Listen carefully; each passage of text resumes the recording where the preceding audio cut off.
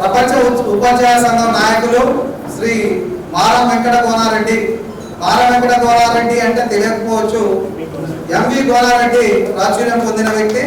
వారు సమాజ వికాస సమితిలో సలహాదారులుగా ఉంటూ మనలో వెన్నుతట్టి ప్రోత్సహిస్తున్న వారు మాట్లాడాల్సిందిగా కోరుతున్నారు. ఆయన పోరాట పని మనం బాగా తెలుసు. Then advocate, former commissioner of RTI, RTI కమిషనర్గా ప్రజలు ఎదుర్కొనేటువంటి సమస్యలన్నీ కూడా ఆయన బాగా తెలుసు.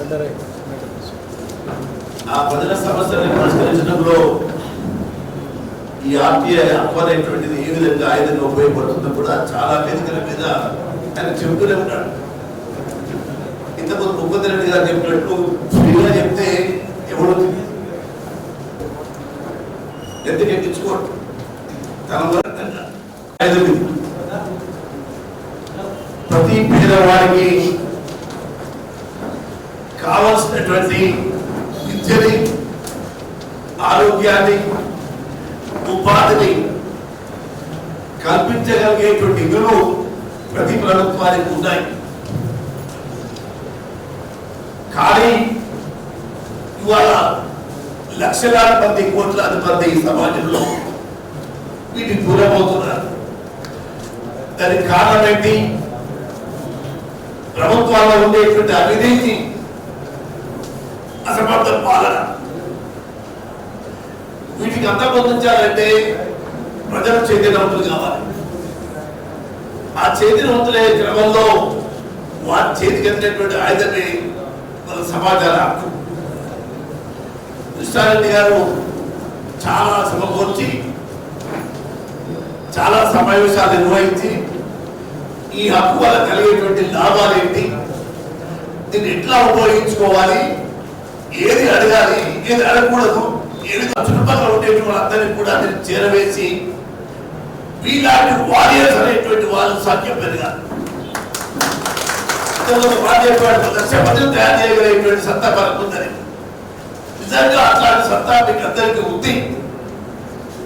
ఎప్పుడు మీ చేతికి వచ్చినటువంటి సమాచారాన్ని ఇతరులకు కూడా చేరవేసి వాళ్ళని కూడా ఈ వారియర్స్, ఆర్టీఐ వారియర్స్ ఏర్పాటు చేసిన సమావేశం విజయవంతం కావాలని మనస్ఫూర్తిగా కోరుకుంటూ, మా దగ్గర 11th డిసెంబర్ ఉంది కాబట్టి అది వెళ్ళి అటెండ్ చేసి మళ్ళీ ఆయన కంబ్యాక్ అని జాయిన్ చేయండి.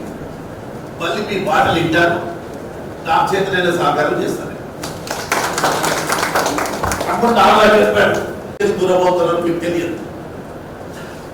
సమాచార హక్కు ద్వారా ఎన్ని సంస్థలకు దిగువదీసి ఉంది, ఎన్ని సంస్థలు చట్టబద్ధంగా నడుస్తున్నాయి, ఎన్ని సంస్థలు చట్టబద్ధమైనటువంటి ఫీజు కలెక్ట్ చేస్తున్నాయి అనేటువంటి విషయాలు అడిగేటువంటి హక్కు ఆనాడు ఎన్ఎస్ఏ లీడర్గా వెంకటేశ్వర చేసిన పోరాటం ఇవాళ లేదు.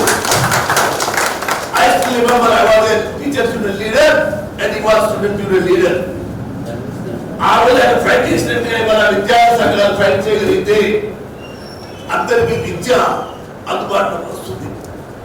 ఇది చేసే క్రమంలో ప్రతి విద్యార్థి నాయకుడు, ప్రతి ప్రజానాయకుడు కూడా ఈ సమాచార హక్కులు ఆయుధంగా వాడుకోవాలని కోరుకుంటూ ఈ క్రమంలో వారి వెనుక ఉన్నటువంటి వెంకటేశ్వర గారికి మనస్ఫూర్తిగా తెలియజేస్తూ సెలవు. Thank you.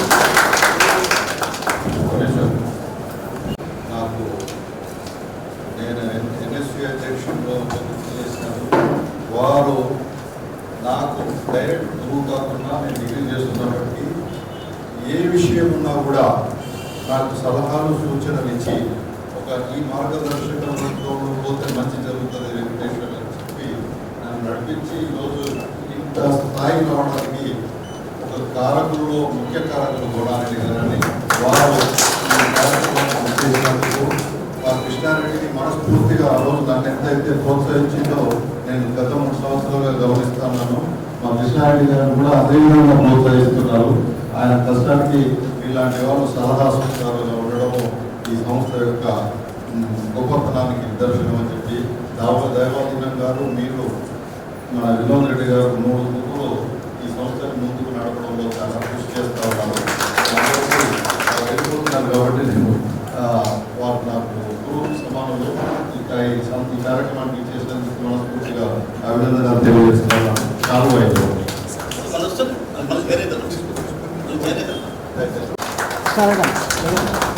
ఎంత ఎందుకు ఎదిగినా విద్య నేర్పిన గురువు కానీ సలహా ఇచ్చిన వ్యక్తిని కానీ మరవని మనస్తత్వం మంచితనం మా వర వెంకటేశ్వర గారు నేడు